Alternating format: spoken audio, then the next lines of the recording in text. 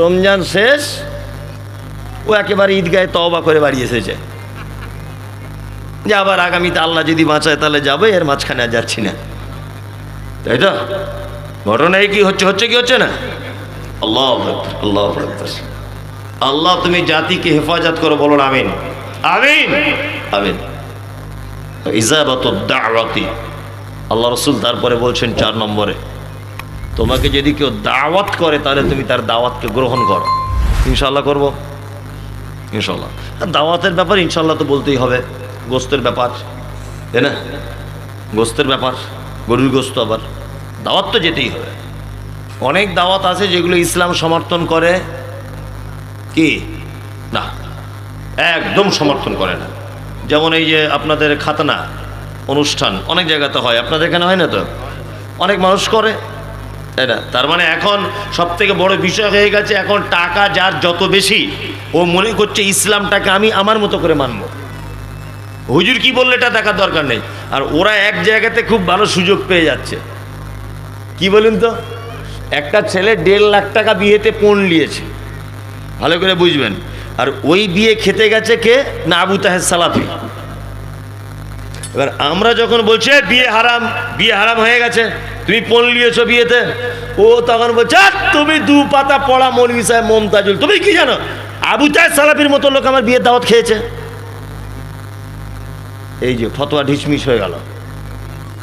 কি বলছি, আমি এটা বোঝানোর জন্য বললাম। হ্যাঁ, মুসলমানিতে একটা অনুষ্ঠান করছে, খাতনাতে আপনার বাড়িতে অনুষ্ঠান হচ্ছে, আপনি ইমাম সাহেবকে দাওয়াত করলেন, আর ইমাম সাহেব চলে গেছে, আপনি তখন সুযোগ পেয়ে গেছেন।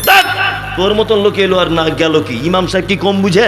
ও তো খেয়ে গেল এখন রসগোল্লার বিরিয়ানি, যা ফতোয়া শেষ। কি বলছি, বুঝতে পারছেন? ওই জন্য সব থেকে বেশি সচেতন থাকতে হবে আমাদের ওলামাদের, সব থেকে বেশি। চামড়াটা কেটে দিতে হবে। আপনি ধরলে আপনার বউ কেটে দিতে পারে, আপনার বউ ধরবে, আপনি কেটে দেবেন, নাহলে বটিতে করে হোক, কিছু করে হোক, চাকু দিয়ে আপনি নিজেই কেটে দেবেন। ওইটা কেটে দিতে হবে, এটাই সুন্নাত। ওর জন্য আবার 20 জন লোককে দাওয়াত করতে হবে, বিরিয়ানি করতে হবে, মিষ্টি আনতে হবে, ডিম সিদ্ধ করতে হবে, ওর মামাকে ডাক, ওর নানাকে ডাক, ওর খালাকে ডাক। এই কি পদ্ধতি? কি বললাম বুঝলেন?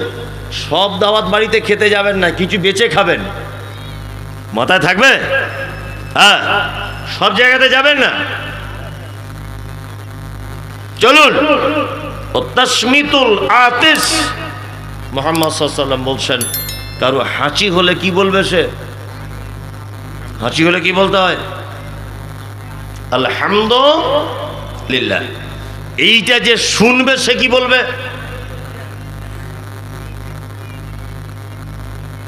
জানে নেই, ইয়ারহামুকাল্লাহ। ওইটা যে শুনবে, ইয়াহদিকুমুল্লাহ ওয়া আসলিহু বালাকুম। এই 3 পর্যায়ের উত্তর আপনাকে দিতে হবে। ইনশাআল্লাহ আমরা এই 5টা কথা মেনে চলার চেষ্টা করব ইনশাআল্লাহ। ইনশাআল্লাহ বলুন, ইনশাআল্লাহ। 5টার ভিতরে একটাও যদি আপনি মানেন, তাহলে আমি কিয়ামতের দিনে এর নেকির ভাগ পেয়ে যাব। 1, দেখা হলে সালাম দেবেন, কি বললাম বুঝলেন? 2, অসুস্থকে দেখতে যাবেন। 3, জানাজা সালাত আদায় করতে যাবেন। 4, বৈধ দাওয়াত কবুল করবেন। 5, হাঁচি হলে কি বলবেন? উত্তরগুলো দেবেন। এই 5টি কাজ এক মুসলিম আর এক মুসলিমের উপরে কি ফরজ বললাম? হক, হক, দায়িত্ব। কি বললাম বুঝলেন? আল্লাহ সুবহানাহু ওয়া তাআলা আমাদেরকে পৃথিবীতে পাঠিয়েছেন শুধু ইবাদত করার জন্য। আব্দ গোলামি, গোলামি সর্বক্ষেত্রেই আল্লাহর করা যাবে। আমাদের দৈনন্দিন রুটিনের প্রতিটা কাজ যদি মুহাম্মদ সাল্লাল্লাহু আলাইহি ওয়াসাল্লামের কথা এবং আল্লাহর কথা অনুযায়ী যদি হয়, আমরা প্রত্যেক কাজে নেকির অংশ পেয়ে যাব ইনশাআল্লাহ। প্রতিটা কাজে। ভাত খাবেন, বিসমিল্লাহ বলে খান। 1-2 লোকমা করে খান আর বলুন আলহামদুলিল্লাহ। নিজের দিক থেকে ভাত মাখানো শুরু করুন, মাঝখানে মাখাবেন না। বাসনের মাঝখানে ভাত মাখাবেন না, এক সাইডে মাখাবেন। একটা দুটো ভাত পড়ে গেলে দস্তরখান বিছিয়ে খাবেন, ওই ভাতটা তুলে খেয়ে নেবেন, কারণ কোন ভাতে বরকত আছে আপনার তো জানা নেই। জানা আছে? নাই। এই পদ্ধতিতে যদি আপনি ভাতটাও যদি খান, পেটও ভরল,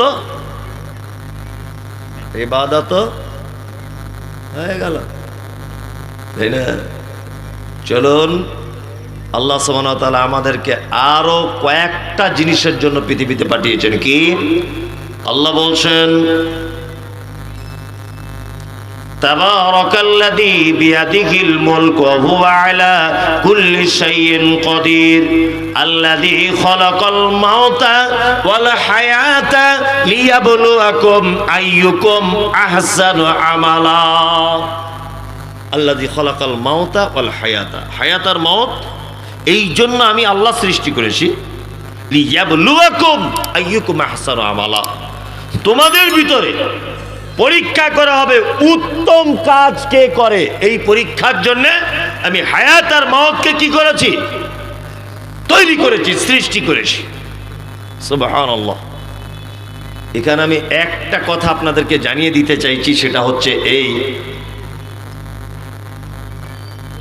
আমি শেষ করে দিই কেন বলছি, মানে বৃষ্টির আবহাওয়া রয়েছে, মানুষ আগে থেকে বাড়ি যাচ্ছে।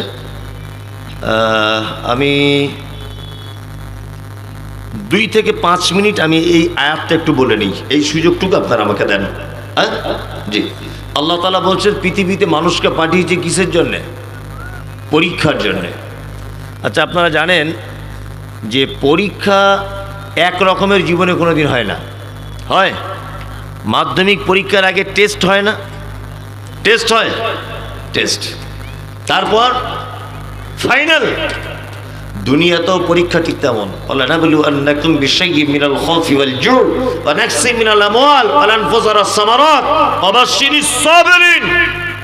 দুনিয়াতে এরকম টেস্ট পরীক্ষার মতো আল্লাহ সুবহানাহু ওয়া তাআলা বলছেন অসংখ্য পরীক্ষা করব। কি পরীক্ষা? তোমার ছেলেটা দিল্লি থেকে বাড়ি আসতে আসতে পাকুড় স্টেশনে নেমেছে, টোটো গাড়ি করে আসার সময় ট্রাক গাড়িতে এসে ওকে পিষে দিয়েছে, অ্যাক্সিডেন্টে মারা গেছে। ধৈর্য ধরতে হবে না আল্লাহকে গাল দিতে হবে? ধৈর্য ধরতে হবে।